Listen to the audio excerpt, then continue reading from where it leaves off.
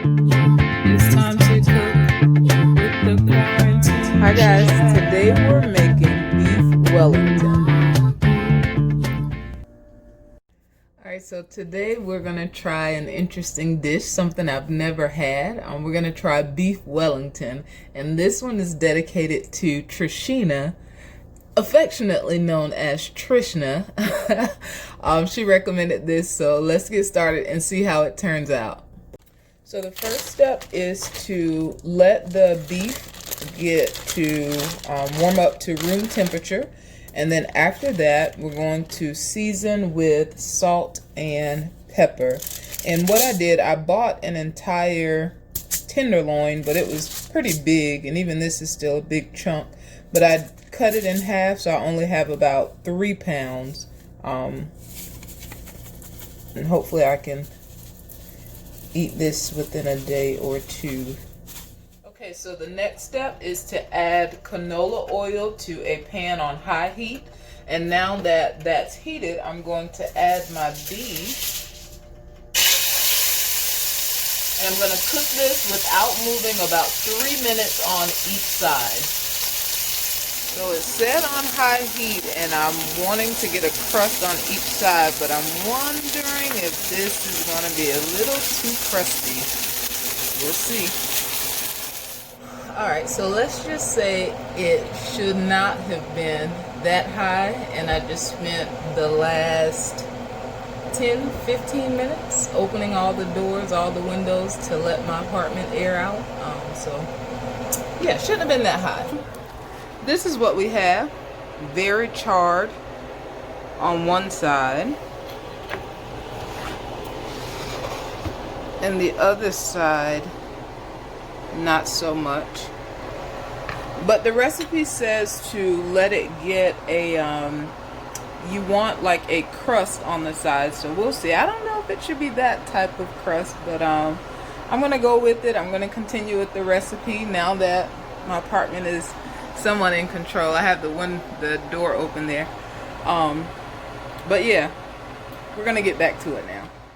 Okay, so the next step is to take this mustard and rub it over the meat. And I was supposed to do it while it was still hot, but as I said in the previous clip, I had a little issue with the smoke, and so I needed to take time to work that out. So now I'm just going to take this mustard and rub over the beef. So now that I have mustard all over the beef, I'm going to sit this on the side while I prep some of the other ingredients. So my next step is to prep the mushrooms, and so I'm going to cut these. And I actually need them really small. I don't have a blender, and so I'll do the big chunks first, and then I'll go back and mince everything. Okay, so the next step is to mince this garlic, and typically I just use the garlic that I have in my pack, but I decided that I would use fresh garlic for this one, so let's see how this goes. So I'm just now getting to clove number 5. Let's just say the next time a recipe calls for garlic, I'm going to stick with the minced garlic that I already have, that somebody else minced, because all of this extra peeling and cutting is for the birds. So the next thing, I also have to mince 2 shallots. So let's see how this goes. All right, so this meal is giving me trouble with the meat almost burning and burning things down, and now with these shallots that have my eyes burning. So Trishina, this beef Wellington, I hope it's the best thing that I've eaten in about 3 weeks, or else nothing. I'll still be happy I tried it. But yeah, this recipe is fighting me, and so far it's winning. So the next step is to add to the same pan where I cook the beef some butter, the mushrooms, which I don't like mushrooms, so that's going to be interesting. The shallots,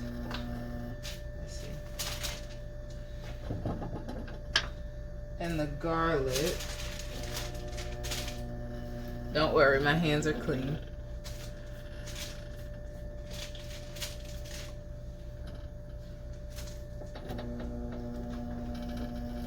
And I'm going to mix this up and stir it around over medium-high heat for about 25 to 30 minutes, it says. And it should become a dry like paste. So here we go. This is after 10 minutes being on the stove.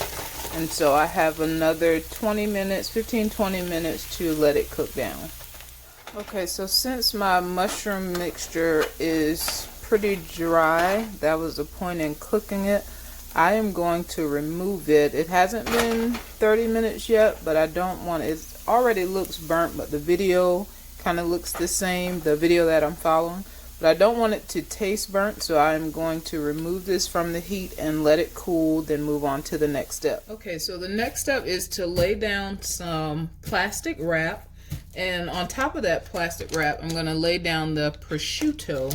My first time ever cooking with this, and to my knowledge, first time ever eating it. So don't quite know how it tastes, but I'll see. Okay, now that I have this spread in a semi-even layer, it was really hard to layer it because it's so thin.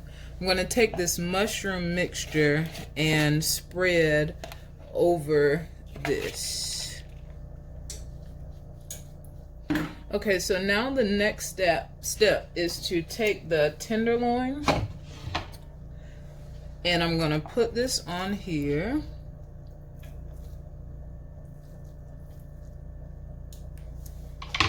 And I'm going to wrap this tightly in the plastic, and this is so that I can help to seal everything together.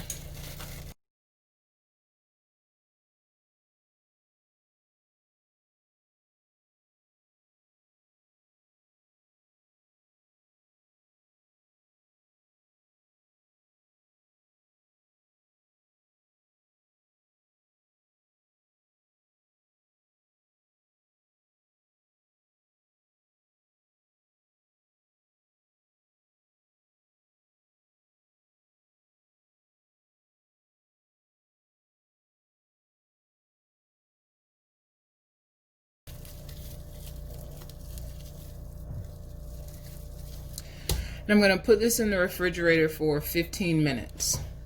Okay, so the next step is to take the puff pastry and lay this down on a new sheet of plastic.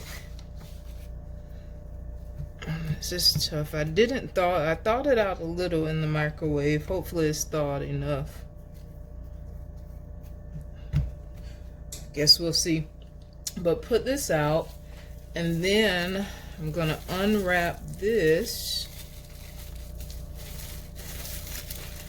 and place it on the puff pastry. And I want to wrap the puff pastry around this until the ends meet. And I hope I have enough.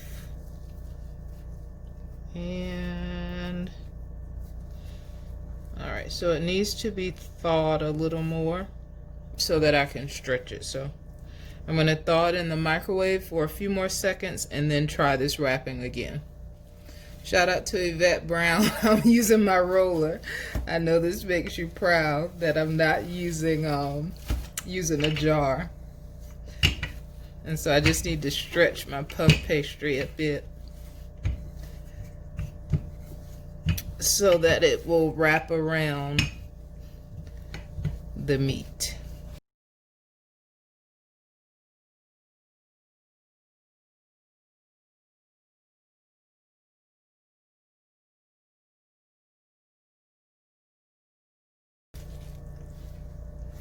Meat, and let's wrap.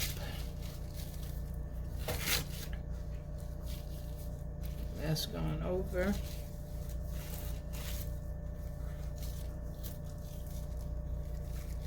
All right, perfect.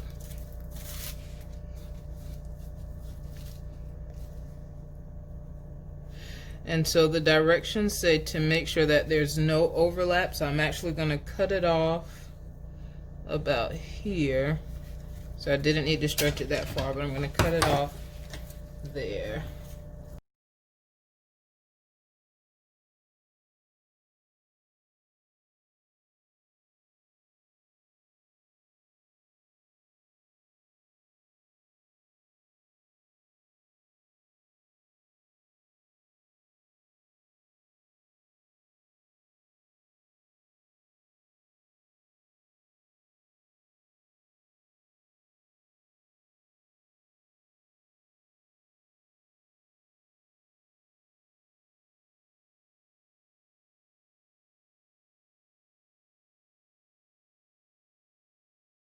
All right, and so now the next step, I'm going to wrap this in plastic.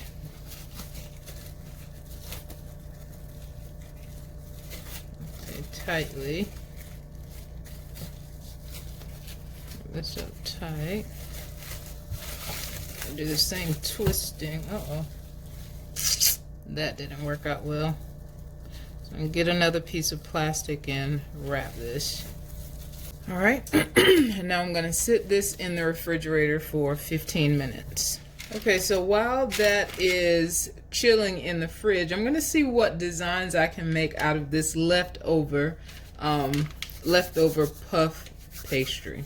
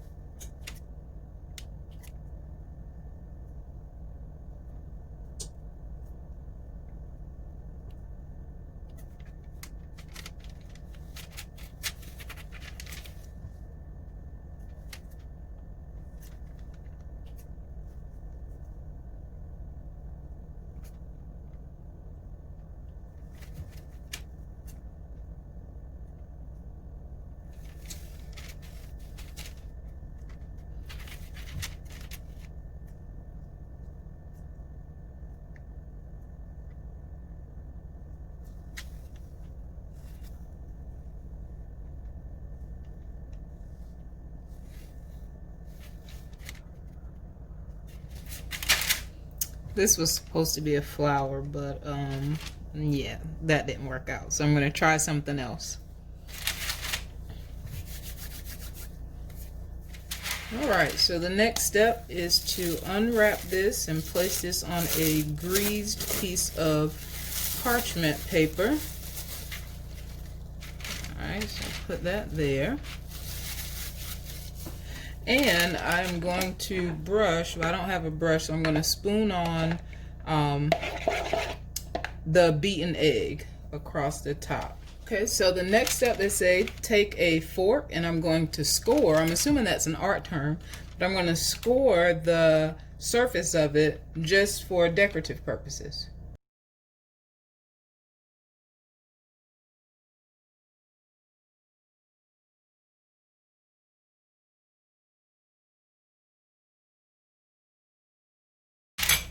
And now I'm going to take the additional puff pastry that I have and also put this on.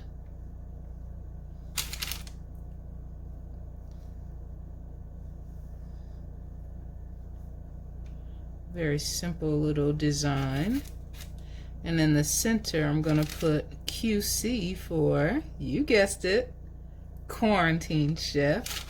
And then I also have a heart, and I'll put the heart at what I'll consider the top. And I'm going to put a little egg mixture on this also. Or not mixture, it's just egg.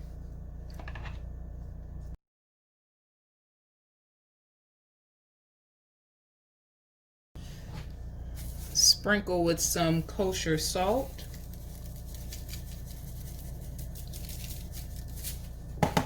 And now I'm ready to put this in the oven where it will cook for 40 minutes or until the puff pastry is a dark golden brown, or until the internal temperature.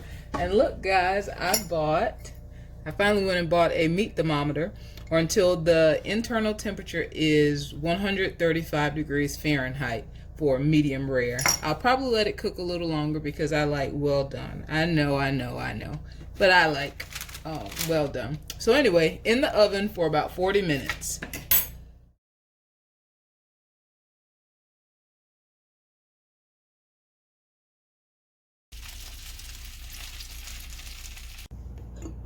Time to enjoy.